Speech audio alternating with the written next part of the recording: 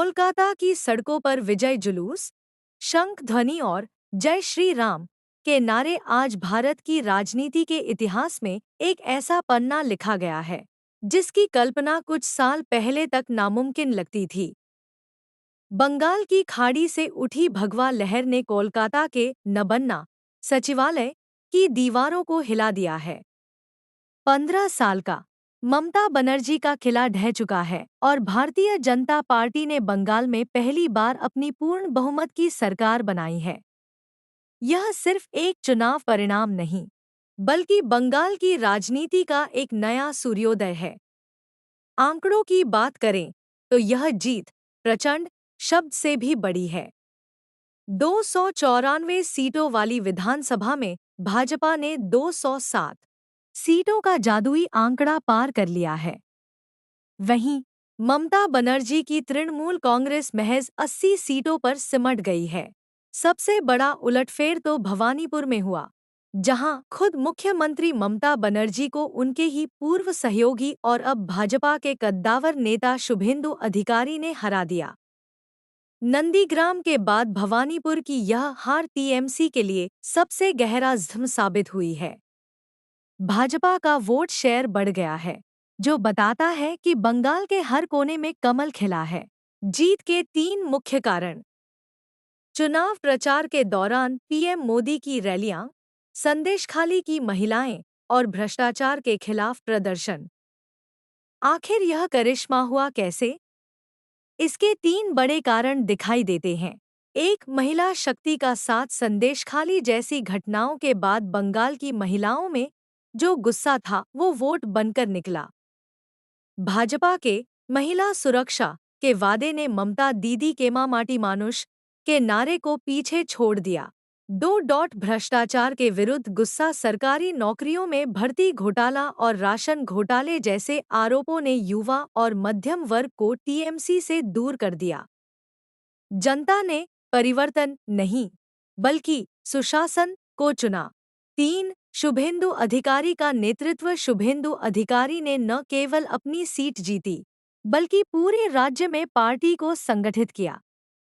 अमित शाह और प्रधानमंत्री मोदी की रैलियों ने जो जमीन तैयार की थी, उस पर शुभेंदु ने जीत की फसल काटी। शुभेंदु अधिकारी का शपथ ग्रहण समारोह की तैयारी। भाजपा मुख्यालय पर जश्न। अब सवाल यह है कि आगे क्या? शुभेंदु अधिकारी बंगाल के नए मुख्यमंत्री के रूप में शपथ लेने जा रहे हैं। उनके सामने चुनौतियां कम नहीं हैं। राज्य की चरमराई कानून व्यवस्था को सुधारना और राजनीतिक हिंसा को रोकना उनकी पहली प्राथमिकता होगी।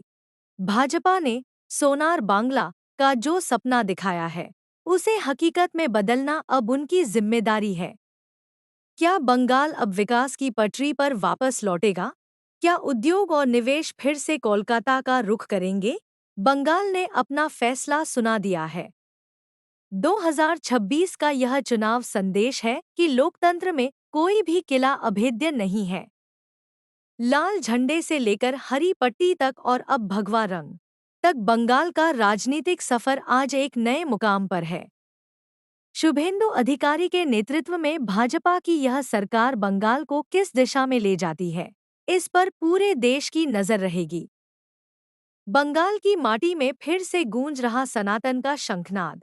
15 वर्षों के लंबे इंतजार के बाद जब मां दुर्गा के मंदिर के कपाट खुले, तो केवल ताले ही नहीं टूटे, बल्कि बंगाल की आत्मा को अपनी खोई हुई पहचान वापस मिली। यह केवल एक राजनीतिक जीत नहीं, बल्कि सनातन चेतना का महापुनर्जागरण है। हुगली की लहरों से लेकर आसनसोल की गलियों तक अब हर तरफ बस एक ही गूंज है, जय श्री राम। बंगाल बीजेपी विधायक दल के जैसे ही नेता घोषित होने के बाद शुभेंदु अधिकारी ने सभी को खड़े होकर नरेंद्र मोदी जिंदाबाद नारा लगाने को कहा। पूरा हाल एनर्जी से गूंज उठा। पश्चिम बंगाल की कलिता माझी ने यह साबित कर दिया है कि अगर हौसले बुलंद हों, तो चूल्हे चौके से लेकर विधानसभा तक का सफर तय किया जा सकता है। एक घरेलू कामगार के रूप में दूसरों के घरों में काम करने वाली कलिता जी का विधायक बनना लोकतंत्र की असली जीत है। इस जीत का श्रेय भारतीय जनता पार्टी की उस दूरगामी सोच को भी जाता है, जिसने एक साधारण कार्यकर्ता के संघर्ष को पहचाना। प्रधानमंत्री श्री नरेंद्र मोदी नेतृत्व में भाजपा ने यह स्पष्ट कर दिया है कि पार्टी में रसूख नहीं, बल्कि जनसेवा सर्वोपरि है। यह है बदलता भारत और उसकी बदलती राजनीति। 23 प्रशासनिक जिलों में से 9 जिले ऐसे हैं जहां दीदी का खाता भी नहीं खुला है। श्री अमित शाह ने कहा, ऐसा प्रचंड जनादेश मैंने कभी देखा नहीं, क्योंकि सरकार काम करती है तो जनादेश मिलता है, लेकिन जहां विपक्षी दल है और विरोधी दल के नेता को बोलने का मौका नहीं दिया जाता है, वहां पर सत्ताधारी दल का 9 जिलों में 0 वोट। ये केवल जनता और ईश्वर की कृपा है।